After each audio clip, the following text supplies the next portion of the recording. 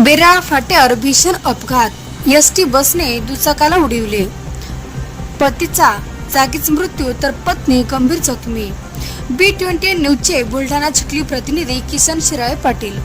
चिखली तालुक्यातील बेराळ फाट्यावर आज 23 फेब्रुवारीच्या रोजी सकाळी भीषण अपघात झाला.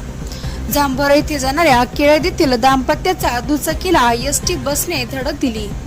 या अपघातात पतीचा जागीच मृत्यू झाला तर पत्नी गंभीर जखमी झाली आहे. मयतचे नाव संजय पांडुरंग गायकवाड, वय वर्ष 58. त्यांची पत्नी शीला गायकवाड गंभीर जखमी झाली असून प्राप्त माहितीनुसार छत्रपती संभाजीनगरहून हिंगणघाटाकडे जाणारी बस चिखलीकडे येत होती. त्याच वेळेस केळदीतील संजय गायकवाड हे आपल्या पत्नीसह दुचाकाने रस्ता ओलांडत असताना जाण्याचा प्रयत्न करीत होते. त्याचवेळी भरधाव येणारी वेगाने एसटी बसने दुचाकीला उडविले. यामध्ये संजय गायकवाड यांचा जागीच मृत्यू झाला असून पत्नीला उपचारासाठी खासगी रुग्णालयात दाखल करण्यात आले आहे.